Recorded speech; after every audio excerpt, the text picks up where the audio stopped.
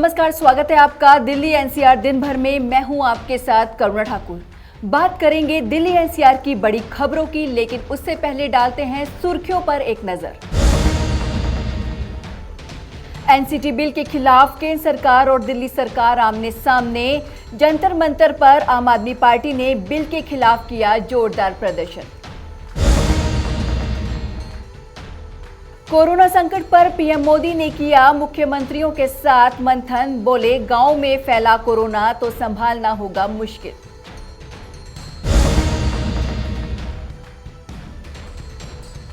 दिल्ली को मिला अपना शिक्षा board. Delhi board of school education के नाम से हुआ रजिस्ट्रेशन। गाजियाबाद में सुलभ शौचालय में गर्भवती महिला ने दिया जुड़वां बच्चों को जन्म। पुलिस ने की मदद। एक शख्स ने पार्किंग विवाद में अपनी ही मां को जड़ा थप्पड़, हुई मौत। वायरल वीडियो में हुआ मौत का खुलासा। लोकसभा में पेश किए गए एनसीटी बिल के बाद केंद्र सरकार और दिल्ली सरकार के बीच एक बार फिर तकरार बढ़ गई है। इस बिल को लेकर आम आदमी पार्टी ने दिल्ली के जंतर मंतर पर आज जोरदार प्रदर्शन किया। देखें पूरी रिपोर्ट। लोकसभा में एनसीटी बिल पेश होने से नाराज आम आदमी पार्टी ने दिल्ली के जंतर मंतर पर जोरदार प्रदर्शन किया। दिल्ली के जंतर मंतर पर मुख्यमंत्री अरविंद केजरीवाल समेत उप मुख्यमंत्री मनीष सिसोदिया अपने पार्टी के मंत्री और विधायकों के संग पहुंचे और केंद्र सरकार पर निशाना साधते हुए इस बिल को वापस लेने की मांग की। कर्नाटक के अंदर इनको तकलीफ हो रही है। देश के अंदर जहां जहां भी पंचायतों के और नगर निगम के चुनाव हो रहे हैं, आम आदमी पार्टी की धीरे धीरे सीटें आनी चालू हो गई हैं। अब उत्तर प्रदेश के अंदर लोग कह रहे हैं कि हमें भी फ्री बिजली चाहिए। गुजरात के अंदर लोग कह रहे हैं हमें भी फ्री बिजली चाहिए। अब हिमाचल प्रदेश के अंदर, पंजाब के अंदर, हरियाणा के अंदर हर जगह लोग कह रहे हैं हमें भी फ्री बिजली चाहिए। मैं इनसे कहना चाहता हूं कि दिल्ली के अंदर अच्छा काम हो रहा है, इस अच्छे काम को नहीं रोकना चाहिए। गलत बात है। तुम भी अच्छा काम करके दिखाओ। कंपटीशन तो अच्छे काम का होना चाहिए।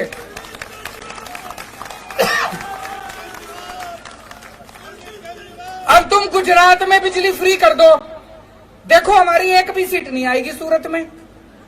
काम तो तुम करोगे नहीं, और दिल्ली में जो अच्छे काम हो रहे हैं उसको भी रोकोगे। ये तो गलत बात है। गलत बात है नहीं है? अगर तुमने वोट चाहिए, तुमको वोट चाहिए, तुम भी अच्छे काम करो। जैसे दिल्ली में आम आदमी पार्टी अच्छे काम कर रही है, तुम भी दूसरी जगह अच्छे काम करो, तुमको भी वोट देंगे लोग।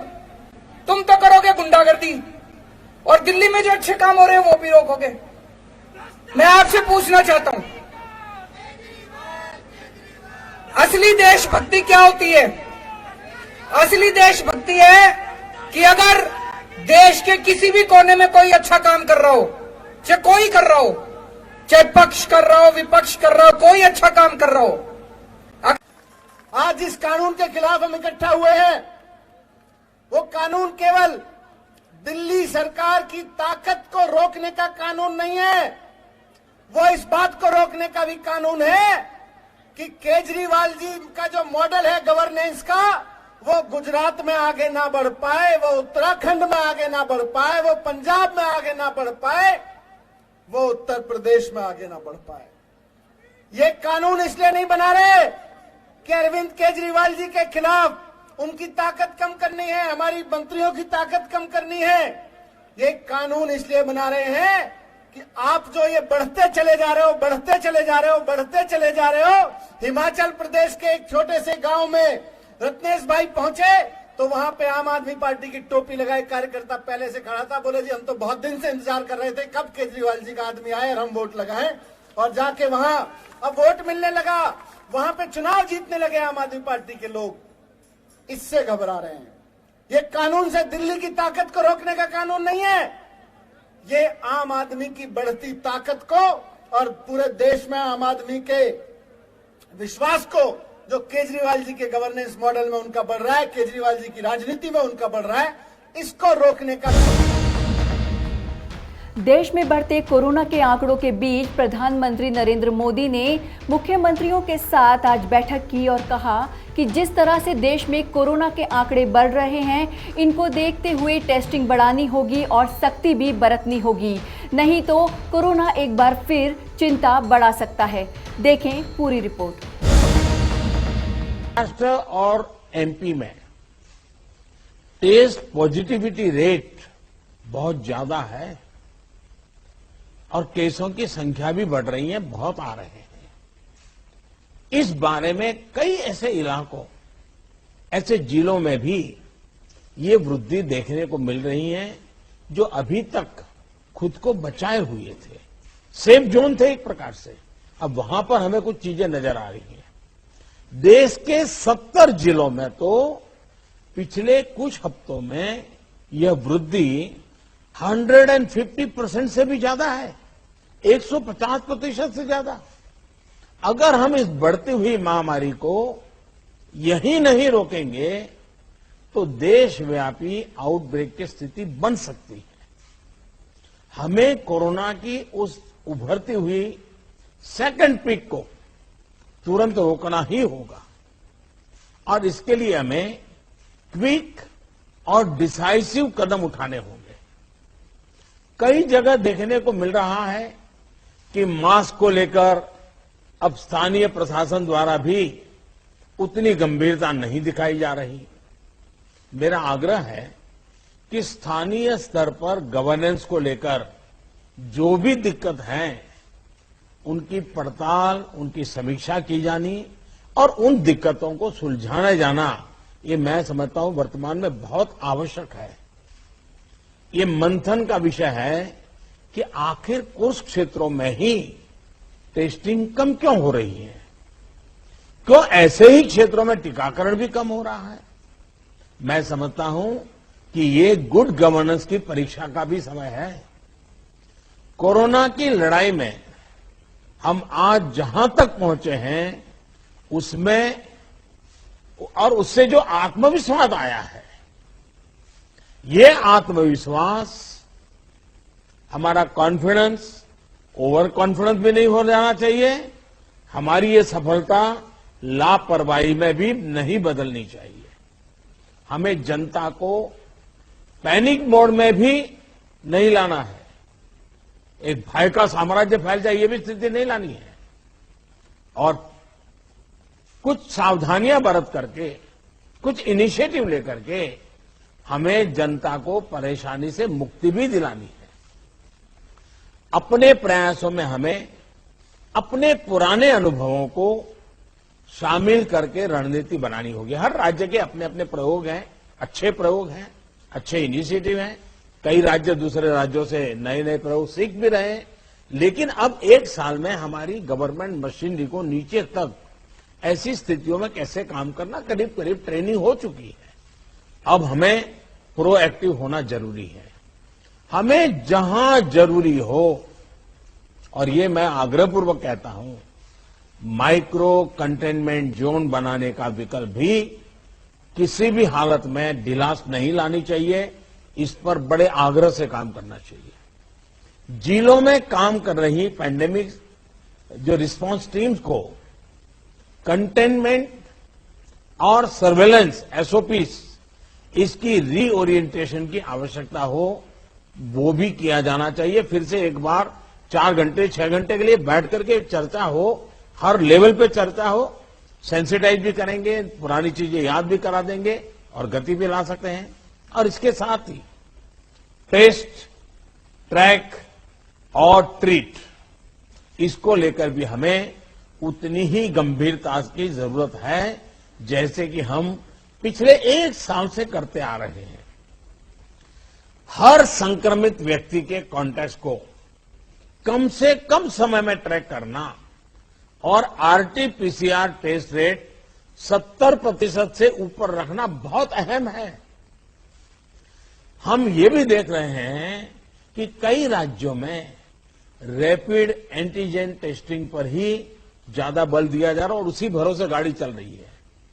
जैसे केरल है, उड़ीसा है, छत्तीसगढ़ है, यूपी है। मुझे लगता है कि इसमें बहुत तेजी से बदल की जरूरत है। इन सभी राज्यों में, मैं तो चाहता हूं देश के सभी राज्यों में हमें आरटी-पीसीटी टेस्ट और बढ़ाने पर जोर देना होगा।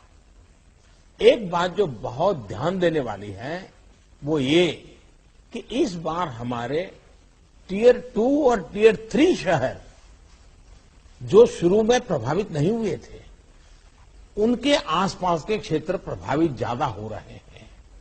देखिए, इस लड़ाई में हम सफलतापूर्वक बच पाए हैं, उसका एक कारण था कि हम गांवों को इससे मुक्त रख पाए थे। लेकिन टियर 2, टियर 3 सिटी पहुंचा तो इसको गांव में जाने से देर नहीं लगेगी और गांवों को संभालना हमारी व्यवस्थाएं बहुत कम पड़ जाएगी। और इसलिए हमें छोटे शहरों में टेस्टिंग को बढ़ाना होगा। हमें छोटे शहरों में रेफरल सिस्टम और एम्बुलेंस नेटवर्क के ऊपर विशेष ध्यान देना होगा। प्रेजेंटेशन में ये भी बात हमारे सामने रखी गई कि अभी वायरस का स्प्रेड डिस्प्रेस्ड मैनर में हो रहा है। इसकी बहुत बड़ी वजह यह भी है कि अब पूरा देश ट्रैवल के लिए खुल चुका है, विदेशों से आने वाले लोगों की संख्या भी बढ़ी है। इसलिए आज हर एक केस के ट्रैवल की, उसके कॉन्टैक्ट के ट्रैवल की सूचना सभी राज्यों को आपस में भी साझा करना चाहिए। दिल्ली का अपना शिक्षा बोर्ड अब आधिकारिक तौर पर रजिस्टर किया गया है। Delhi board of school education यानी डीबीएसई के नाम से इस बोर्ड का रजिस्ट्रेशन किया गया है, जिसमें दिल्ली सरकार के करीब 20 से 25 स्कूलों को जोड़ा जाएगा। देखें पूरी रिपोर्ट। दिल्ली को मिला अपना शिक्षा बोर्ड, डीबीएसई के नाम से हुआ रजिस्ट्रेशन।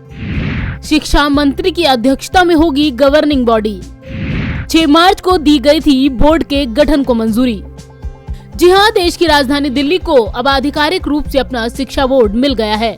दिल्ली सरकार ने अपना शिक्षा बोर्ड गठित करने के लिए Delhi board of school education यानी डीबीएसई को रजिस्टर कराया है। बता दें कि हाल ही में सरकार ने ऐलान किया था कि दिल्ली सरकार का अपना अलग शिक्षा बोर्ड होगा। अभी दिल्ली में अधिकतर स्कूल सीबीएसई से मान्यता प्राप्त हैं, जबकि कुछ स्कूलों में आईसीएसई बोर्ड की मान्यता भी है। 6 मार्च को हुई दिल्ली कैबिनेट की बैठक में Delhi board of school education के गठन को मंजूरी दी गई थी।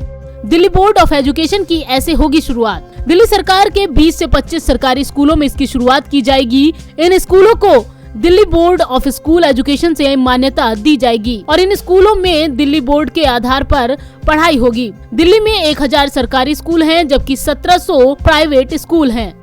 सीएम केजरीवाल ने कहा था कि दिल्ली बोर्ड का मकसद बच्चों को अच्छी और अंतर्राष्ट्रीय स्तर की शिक्षा देना है। ये भी बताया गया था कि दिल्ली बोर्ड की मूल्यांकन प्रणाली भी अंतर्राष्ट्रीय स्तर की ही होगी। ऐसे में अब Delhi board of school education के गठन के बाद दिल्ली की शिक्षा व्यवस्था में भविष्य में भारी बदलाव देखने को मिल सकता है। नवोदय टाइम्स के लिए संगीता सिंह की रिपोर्ट, दिल्ली।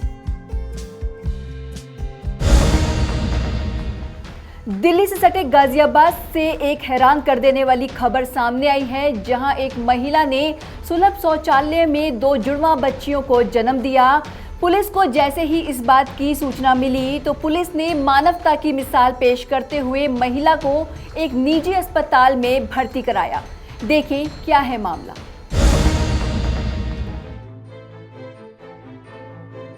दिल्ली से सटे गाजियाबाद से एक हैरान कर देने वाली खबर सामने आई है, जहां एक महिला ने सुलभ शौचालय में 2 जुड़वा बच्चियों को जन्म दिया। इसकी सूचना मिलते ही गाजियाबाद पुलिस ने मानवता की मिसाल पेश करते हुए तत्काल प्रभाव से महिला को एक निजी अस्पताल में भर्ती कराया। मामला गाजियाबाद के विजयनगर इलाके का है, जहां 35 वर्षीय महिला सार्वजनिक शौचालय गई थी, लेकिन वहां अचानक उसको प्रसव पीड़ा शुरू हो गई, जिसके बाद शौचालय में ही महिला ने 2 जुड़वा बच्चियों को जन्म दिया। दर्शन जी, आज आप क्या हुआ है यहाँ पर विजयनगर थाने पे? हम दिल्ली से यहाँ पे आ रहे थे, अपनी घरवाली को लेके थे। यहाँ विजयनगर जो शौचालय है उसमें हम अपने घरवाली के लिए टॉयलेट कराने के लिए गए और टॉयलेट कराने के बाद वहाँ पे 2 बच्ची ने जन्म लिया और वहाँ पे गुल मोहम्मद और एक दो पुलिस वाले पहुंचे। मैं गाजियाबाद पुलिस का बहुत बहुत धन्यवाद करता हूं और पूरे पुलिस बल का कि जिन्होंने हमारी बच्ची की और हमारी घरवाली की जान बचाई। तो जब मौके पे वो पहुंचे थे तो उन्होंने क्या करा था? उन्होंने बच्ची को एम्बुलेंस बुलवाई और अस्पताल में हमारे साथ भी आए और वो बच्ची को और बच्ची की माता को दोनों को, और हम भी उनके साथ में थे, सबको यहाँ पर लेके आए अस्पताल में। मैं डॉक्टर गौरव गुप्ता हूँ। मुझे सूचना मिली हमारे विजयनगर थाने से कि वहाँ पर एक प्रसव हुआ है और उन्होंने मुझे तुरंत कॉल की, तो मैंने यहाँ से एम्बुलेंस भेजी है। 2 बच्चे हैं जो कि 24 वीक्स के हैं, कमज़ोर हैं, आईसीयू में हैं और पुलिस को मैं धन्यवाद कहता हूँ कि उन्होंने समय पे मुझे फ़ोन कर दिया। मैं फ्लोरेस का डायरेक्टर हूँ और मैंने गायनी को भी, जो जच्चा है और बच्चा, दोनों को मैंने दिखवा दिया है। क्या स्थिति है जच्चा बच्चा की? जच्चा जो है अभी गायनी ने उनको देखा है और अंडर ऑब्जर्वेशन है, और जो बच्चे हैं वो क्रिटिकल हैं, वो अभी निकू में हैं और हम पूरी कोशिश कर रहे हैं। जैसे ही इस बारे में पुलिस को सूचना मिली तो पुलिस ने उस महिला को नजदीक के अस्पताल में भर्ती कराया। बता दें, इलाज कर रहे डॉक्टर इसे प्रीमेच्योर डिलीवरी बता रहे हैं और दोनों बच्चियों को अंडर ऑब्जर्वेशन में रखा गया है, तो वहीं महिला पूरी तरह स्वस्थ है। वहीं महिला के पति ने गाजियाबाद पुलिस का आभार व्यक्त किया है। नवोदय टाइम्स के लिए करुणा ठाकुर के साथ विकास कुमार की रिपोर्ट, गाजियाबाद।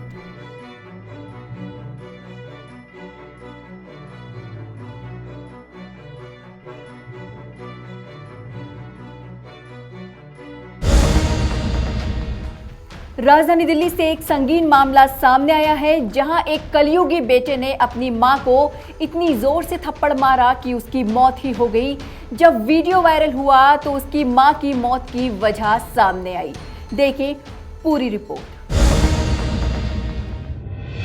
कलयुगी बेटे ने जड़ा मां को थप्पड़, जमीन पर गिरी मां और हुई मौत। थप्पड़ का वीडियो सोशल मीडिया पर हुआ वायरल। मां की मौत का हुआ खुलासा। कलयुगी बेटे को पुलिस ने किया गिरफ्तार। जी हां, राजधानी दिल्ली से एक संगीन मामला सामने आया है, जहां एक कलयुगी बेटे ने अपनी मां को इतनी जोर से थप्पड़ मारा कि मां की मौत ही हो गई। पहले देखें ये वीडियो। कैसे ये शख्स अपनी मां को जोरदार थप्पड़ मारता है और मां नीचे गिर पड़ती है। मामला दिल्ली के द्वारका इलाके का है। दरअसल 15 मार्च को रणवीर का अपने पड़ोसी से पार्किंग को लेकर झगड़ा चल रहा था। इस बीच वो इतने गुस्से में आ गया कि उसने अपनी 76 वर्षीय मां अवतार कौर को थप्पड़ जड़ दिया। उसने थप्पड़ इतनी तेज मारा कि अवतार कौर एकदम से जमीन पर गिर पड़ी, जिसके बाद उन्हें अस्पताल ले जाया गया और इलाज के दौरान उनकी मौत हो गई। अब कुछ दिनों बाद इस हादसे का वीडियो सोशल मीडिया पर वायरल हो रहा है, जिसमें बेटा अपनी मां को थप्पड़ मारते हुए दिखाई दे रहा है, जिससे मां की मौत का खुलासा हुआ है। पुलिस के मुताबिक बुजुर्ग महिला को बेटे और बहू अस्पताल ले गए थे, जहां उनकी मौत हो गई। इस मामले में मृतक अवतार कौर की ना तो एमएलसी करवाई गई और ना ही पुलिस के पास कोई पीसीआर कॉल आई। अब पुलिस ने आरोपी बेटे रणवीर को हिरासत में ले लिया है और मामले की जांच शुरू कर दी है। नवोदय टाइम्स के लिए करुणा ठाकुर के साथ राकेश सोनी की रिपोर्ट, दिल्ली।